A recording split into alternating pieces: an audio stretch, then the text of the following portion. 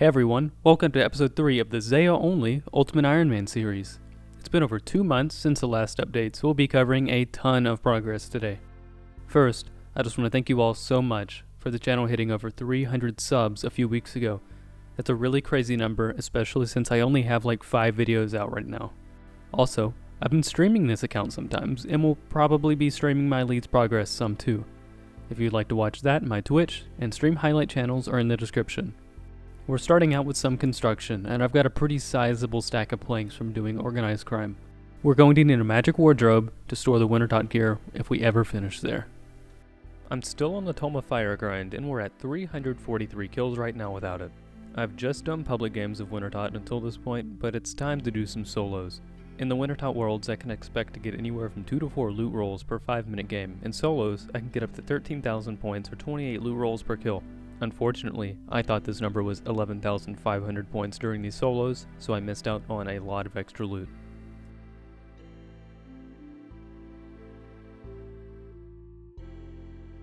Still no Tome of Fire on these kills. That's 92 fire making, and now I'm halfway to 99. A few more solos down, although I didn't hit near the full point threshold on these because I didn't want to risk running out of supplies. No good loot since the first solo with the 2 torches. I won't be showing any loot from here on out for solos unless there's a drop. 42 construction here in the Brazier. The construction XP here is actually really good when you're doing solos. I wish I would have started like this instead of doing so many public lobbies. On that construction level, I can now build the magic wardrobe and store the pyromancer outfit in the Torch. That means whenever I want, I can put this gear up and take a break from Wintertodt and do something else. And now for some agility levels. It takes me so long to recharge run energy at level 5, so I'm going to get to level 12 for the quicker restore rate.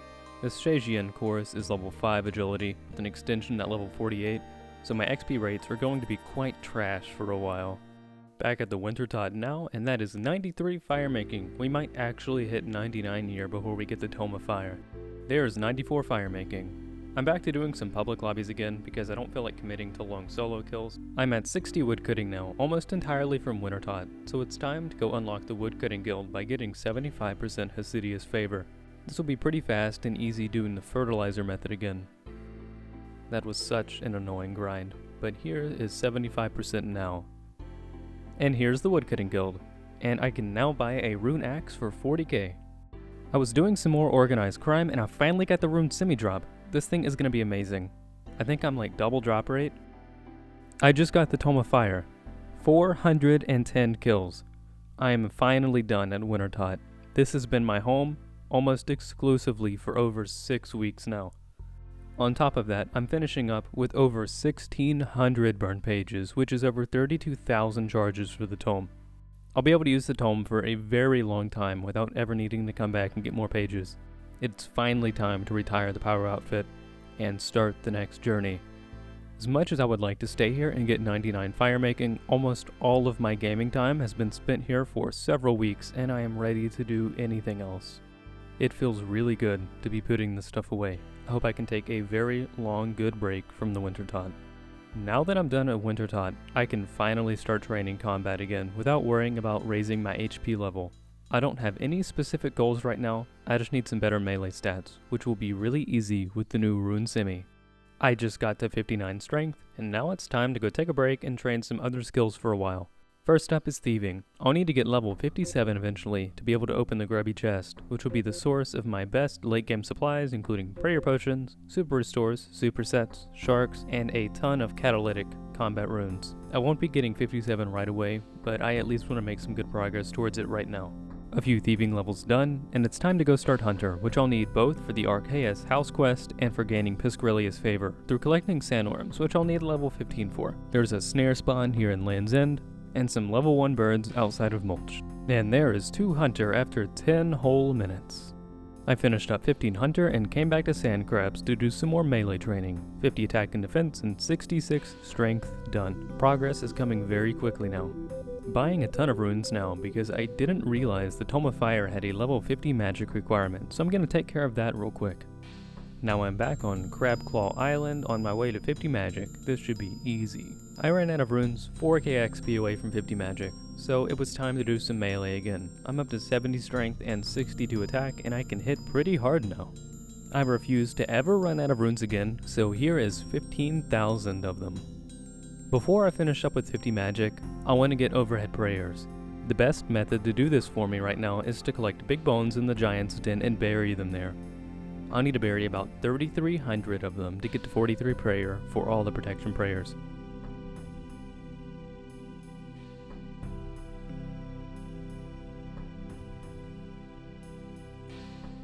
Making some decent progress here, but this is way more boring than I even imagined it. Clicking on these bones for hours on end is really spurring my creativity. I have finally decided on a good name for this account. Until this point, it's still been Lasan Tank from the time in the desert, but now I've become Zeah Mage Tank, the Zeah only Ultimate Iron Man.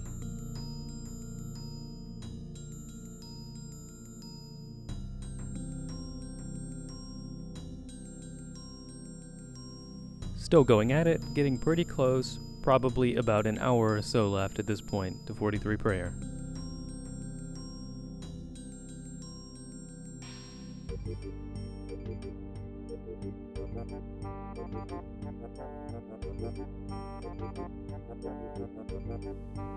That's the last of it.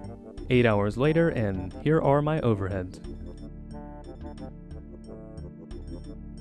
And here's 50 magic. I can finally use the tome now. This has been my primary focus for a long while now, and it was the biggest barrier to my best in slot Zeah magic setup. Now the only things to get are an Amulet of Magic, the Zarikian rope set, and a battle staff, and I will have my absolute best in slot magic. And now to use the rest of these planks. The goal right now is level 50 construction for a portal chamber for free teleports around Zeah, and eventually level 65 for the limestone altar, which is my best altar here on Zeah. Thanks to Jordan for the tip. I'll need to get limestone for both the portal chamber's teleport focus and for the limestone altar now, because I may not be able to get it in the future. The only source of limestone for me is Wintertodt, where the quality of drops is determined by your level and the corresponding skill. The probability of getting limestone will keep going down as my mining level goes up, so I should do it now before it's too late. I'll need 2 limestone bricks for a portal chamber and 4 for the altar. Wintertodt gives normal limestone, which has to be chiseled down into bricks at a 66% success rate at low crafting levels, so I'll be staying for at least 10. So, regrettably, it's time to go back to Wintertodt one more time. I got lucky on this one. 11 limestone from this one solo, and hopefully I'll never have to come back here again. Putting away the Wintertodt gear for hopefully the last time. I'll need a pickaxe to train mining and smithing soon, so this is a good time to bring out the Tome of Fire. Even using Fire Strike, I'm hitting pretty hard here, and accurately too, so this will be really great when I start using higher leveled spells. It's time to start gearing up for Lizardmen Shamans, the next big goal. The Shamans drop the Dragon Warhammer, which is my absolute best in slot spec weapon and impossible hard requirement for when I go for Sarachnis kills. To get ready for Shamans, I'll need a rune crossbow, which shouldn't be too hard to get. I'll need 69 fletching for the ability to make 1 in 61 range to use it. I can obtain the runite crossbow limbs from iron and steel dragons with a decently high drop rate, so that shouldn't be an issue. I'll need bolts. I will have to train smithing just a little bit, but I'm close to being able to smith steel bolts, which are plenty fine for now. Lastly, it would be a great idea to get a decent ranged weapon to make training to 61 a little bit easier. For that, I'm going to make a steel crossbow, which requires 36 smithing for the limbs. Eventually, I'll want adamant or runite bolts, but that will be an awful grind for another time. In addition to the crossbow and bolts, I'll need the Zeah Tier 5 armor set, which will protect me from the Shaman's poison special attack, completely nullifying its damage as well as giving decent melee and ranged defense, ranged accuracy, and a small strength bonus. Here's the Zeah Tier 5 set out of the way. It was a super easy grind, only about 15 minutes for the whole thing. I did some streaming for quite a bit of my progress starting here. A link to the highlights will be in the description if you'd like to see the progress in real time. I'm not putting quite a bit of that stream into this video simply because I did a whole lot during that stream, but here are the important parts. First, I went to Undead Druids in the Forthos dungeon, which drop nature runes and law runes, which are normally very hard for me to get, battle staves, and the Amulet of Strength and Magic. I decided to try these out because I'll need the staff upgrade for the magic accuracy, The amulets are huge with my current gear, but most of all because I'll need law runes for portal chamber and nature runes for smithing. Law runes are extremely hard to get here in Zeah, and I'll need a few hundred to complete my portal chamber, so it's best to start early. For smithing, there aren't any good ways for me to train it normally. My best method gives only around 4k experience per hour, since I'm having to mine the ores as I go along and run such long distances between them and the furnace and the anvil. If I can get a bunch of nature runes, I'll be able to increase my XP rates by several times because there are several ore rocks that are only a few steps away from an anvil at Corin Castle. I only need to get 36 smithing for now, but I want to test this method out as a possibility before I spend all day running around training smithing the slow way. I'm getting hit a little too hard at the druids right now, so I'm gonna try necromancers instead. Once I get better ranged weapons, I'll be able to kill the druids more reliably. These necromancers have pretty high drop rates for nature and law runes, but I'm having such a hard time killing them because I can't keep their aggro because their summons are around them taking it. There's no way training smithing by superheating is going to be efficient because of how slowly I'm collecting these nature runes, so I think it's best for me to train it the normal way for now. My best smithing setup right now is mining iron here in Lobekinj, using the coal I have stockpiled and smelting steel bars. I can go ahead and get ammo out of the way by making steel bolts, which will also help fletching along a little as well. I finally used up the coal I had saved up from Wintertodt, and I'm coming out with quite a few steel bolts. I also have 36 smithing now, so I'll be able to make the crossbow. I still have a very long way to go, but these bolts will give a good chunk of XP. And this is my best fletching method for now, making maple longbows. It's probably going to take forever to get to level 69. I ran into a slight problem with making the steel crossbow. I'll need a teak log for the stock, and the only place I can get one of those is from the Wintertodt. To make a mithril crossbow, I'll need to train smithing to 56, which isn't going to happen right now. And the steel crossbow is a 30% accuracy increase over the iron crossbow, as well as having a much higher damage output due to being able to fire steel bolts. So I will be doing Wintertodt again. This is like 15 games in, and no luck so far with a teak log drop. The quality of logs you can get here increases with your wood cutting level, and the minimum quality of logs goes up too. Teak logs very well may be unobtainable for me, so I don't think it's worth spending so much time here when I'll be able to make the rune crossbow soon enough anyway. I was really hoping for this drop because it would have made getting to level 61 range really easy, and killing iron and steel dragons quite a bit easier too. And here's the iron crossbow. I shouldn't need it for too long, just until I get 61 range. That took a while, but I finally got enough limpet roots from these hobgoblins to make a full inventory of strength potions, so now it's time to go do some melee training. I'm gonna start off melee training with some defense. Maybe I can get to level 60 without running out of strength potions. And that's level 60 defense done, and I still have some strength potions left to go, so I'm gonna start some attack training now. And here is level 80 combat, a huge milestone in the account because now I'll be able to get all of the Zeah tasks when I decide to go get a task from Konar soon. And so now that I've finished all of the fun grinds, I can go back to suffering at the Woodcutting Guild until I get to 69 fletching.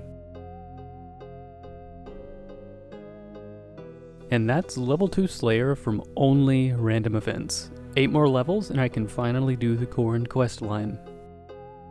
I've been fletching for like a week straight, and I'm finally done. Level 69, and now I'll be able to make the rune crossbow as soon as I get the crossbow limbs. The last thing left to do is train range to level 61.